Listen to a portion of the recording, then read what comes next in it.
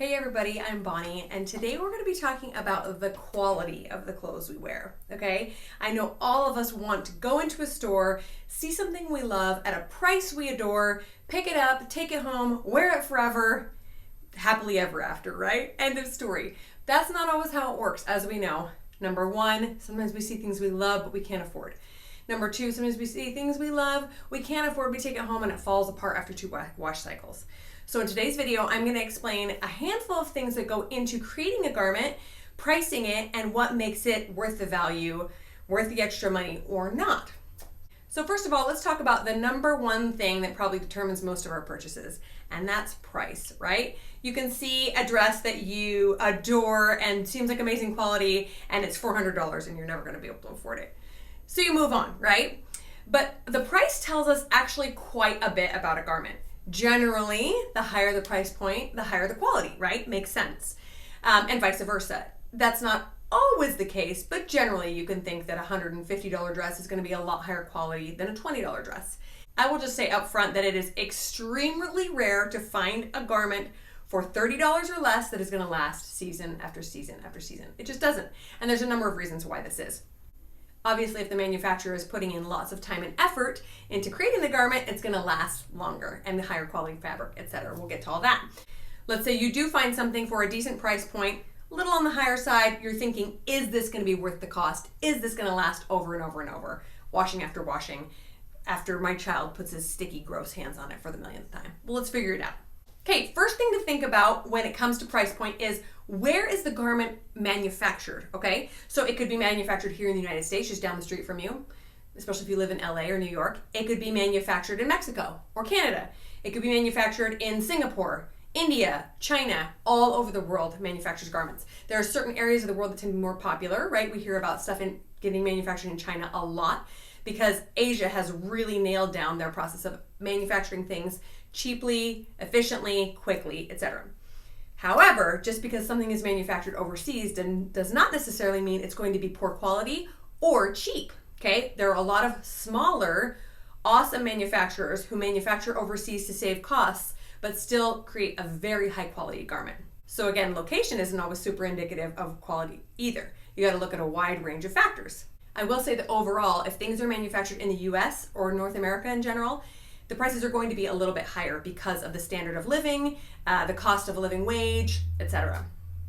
Okay, the next thing that we need to consider is the size of the batches. Okay, there's a reason that H&M and Forever 21 can churn out t-shirts that are $13 and still make a profit off it because they make millions of them. Hundreds of thousands of t-shirts are just churning out of their factories over and over and over and over. Their quality is going to be very low, their price point is going to be very low, and neither the manufacturer nor you should expect it to last more than a handful of washes. I think there was a time that we all looked forward to buying these sorts of things because we were low on cash and we needed something cute. But as we get older and a little bit more mature, we realize that maybe that's not the best use of our money. Number one, these fast fashion manufacturers tend to be not great on the environment because they're just churning stuff out as fast as they can, and they end up being throwaway clothes that people just get rid of, right? If you really want to do right by the environment, you would buy something that will last a long, long, long time. You'll get the most wears out of it, right? And those higher end manufacturers tend to have a little bit more sustainable manufacturing processes, care a little bit more about the environment that they are contributing to. So every time a company goes to design and then manufacture a garment, there's a large cost at the outset. It's the cost of hiring the designer, it's the cost of finding the right fabric, it's the cost of making sure the fit is right, etc. Once it goes into production, then that overall cost gets disseminated across all the garments, right? So if the overall cost is, I don't know, $100,000 and they make 100,000 pieces, then each garment only costs $1 to make. If they only make 50,000 pieces, the cost goes up. If they only make 100 pieces, the cost goes way up. Does that make sense? So the larger the batches, the more money they can make, and the quicker they can make that initial cost back. So that becomes a little bit of a dilemma to us consumers, right? We want to put money into these awesome companies that care about the environment and really pay attention to the fit and the design and the structure and the amazing fabric without going broke doing it, right? Here's another thing to think about in batches. Let's take jeans, for example. So jeans, we all know that the perfect fitting jeans is like a unicorn, right? In companies that manufacture a lot of cheap jeans, they'll cut them in very large stacks. So they'll put many, many, many layers of fabric on top of each other and cut them all at once with a big machine. What that means is the first handful of jeans fit very well because they cut very evenly. And then by the time it gets to the bottom of the pile, things shift a little bit and the sizing is off. In smaller batches, the sizing tends to be very, very consistent. However, it costs more to do those small batches because you can't churn out as much as possible like the larger batches. Does that make sense? So when you're buying a pair of $150 jeans, it's because they've been cut in very small batches. They have been fitted on a fit model. That's another awesome thing. The fit process, they can either throw it on a mannequin and say, oh, looks good, move it right along, or they can put it on an actual real person called a fit model and check and see how the fit works when the person raises their arms up or moves or squats or whatever. That costs more money. So that ends up being a higher quality premium garment. All right, so now that we know a little bit about the actual production of the garment, let's talk about what it looks like once it gets into our hands and how we can tell when walking into a store whether something is actually worth the money. Okay, so the first thing I'm going to talk about are seams and linings, okay? So let's give you an example. This dress right here is one of our higher quality dresses. First of all, you'll notice that it's fully lined. So a lining is a separate piece of fabric on the inside of a garment that helps it not be see-through. It helps it be a little more comfortable so the seams aren't rubbing against your skin. And it just means it's a higher quality garment. They've actually paid for an exterior fabric and an interior fabric that nobody sees. So it's definitely a quality issue. The seams you'll notice in higher quality garments are usually hidden. So hidden within a lining, hidden within a binding. That means another piece of fabric has been turned over and sewn to it so that, again, those seams aren't rubbing against you. They have less chance of coming undone, etc. Generally, if you turn a higher quality garment inside out, you can just see quality. You can notice, oh, they put an extra piece of fabric here. Oh, they did this. If you just kind of start to pick it apart in your mind, even if you're not a sewer, you can probably see some signs of a higher quality garment. Okay, the next thing that is indicative of a higher quality piece of clothing is zippers, buttons, and other closures, okay? So if you go to unzip a jacket and it constantly gets stuck, it's probably a cheaper zipper and they didn't invest in it like they should have. Buttons are an example. If you ever see covered buttons, that obviously takes a little bit more effort and more time and more money. That is indicative of a higher quality garment. And just give it a whirl. Try something on in a dressing room, unbutton it and button it again, zip it and unzip it again, pull it on and pull it off, see if there anything snags or catches, or if you could tell that something is a little bit cheaper than you would like it to be to last washing after washing after washing. Okay, the next thing that will show you the quality of a garment are style details. Okay, so everybody likes something with a little bit of detail on it, right? So for example, this twist front top, love this. This kind of covers the belly area and we've got some cute buttons and a cute little seam detail, etc. So something simple like this doesn't take a lot of effort. It's a cute style detail, probably doesn't cost a lot of extra money. Conversely, some style detail like on this jacket would have cost a lot more to produce.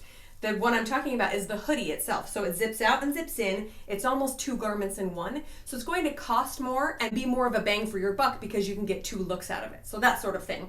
I like to look at the grommets on this. You can tell they're really high quality. The zipper zips up and down really beautifully. The button is beautiful. Another side note, if you see extra buttons on a garment, that tends to mean that they put in the time to give you an extra one in case it pops off, etc.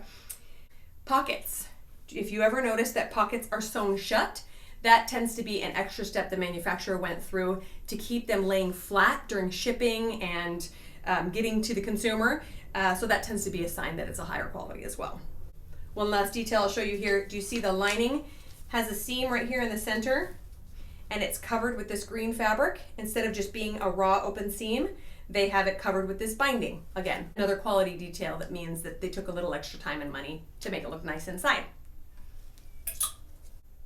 Here's another jacket that is on the lower end of the spectrum, and you can see that reflected in the price. Our super cute Cambria jacket has some cute style details, but really they're just different pattern pieces, and many of the seams are raw. This is actually a style detail, but it also means that they were able to save some money by creating it like that. This inside little yoke piece, unlike the other jacket we just looked at, just has a raw edge and is not covered at all. So you can kind of tell by looking at these little details what took more time and what didn't. We talked a little bit already when discussing batches, how it can affect fit. If you want to see if a garment has consistent fit, take 2 or 3 sizes into the dressing room with you. Try on an 8 and a 10 and a 12 and see if they seem fairly consistent. Sizes should increase about an inch each size for the Missy sizing, which is basically the slightly more mature woman, not junior sizing. If it doesn't, or if one jumps up an inch, then the next one jumps up only half an inch, then you know the sizing is a little bit inconsistent. It's going to be really hard to find one that fits you just right. Or one size 10 will fit tighter than another size 10. Have you ever had that happen? It's because the manufacturing process is off. So if you ever go into a dressing room and try on your usual size and it feels tight, do not go home and get depressed. Blame it on the manufacturer because it was probably their goof. Do not measure your body by a manufacturer's sizing standards. And finally, let's talk fabric. Fabric is probably the first thing that people notice, but I've left it to last because it is fairly obvious. So some of the things you can look for, and you will see in a higher quality garment, are fun little details in the fabric. Like for example, in this dress, there's like a little bit of a sparkly thread running through the fabric. That's a little bit of an upgraded style detail. You'll notice that the fabric, if it's stretchy, like a knit, it will have a really good recovery. So you can pull it and let go and it'll snap back instead of getting stretched out. Higher quality fabrics tend to be easy to iron or steam out wrinkles, although that does have to do with the type of fabric. Polyesters are a little bit harder to iron versus cottons, etc. And for the most part, all I can tell you about fabric is to just feel it. Put it next to your skin, try it on, move in it. Does it feel good? Does it feel cheap? Does it feel scratchy? Does it feel like another t-shirt you had that fell apart in 5 seconds? Usually, most of us have enough experience with clothes that we can tell from the first couple glances and touches whether or not it's going to last or not. So, I hope these tips were helpful to you guys. A lot of this information has come to me over years and years of creating garments and wearing garments and taking garments back and deconstructing them and a peek inside the manufacturing process. So, if you have any questions, let me know in the comments. I hope this helps you in your buying process and helps you find some amazing garments at amazing prices that will last you a long, long time.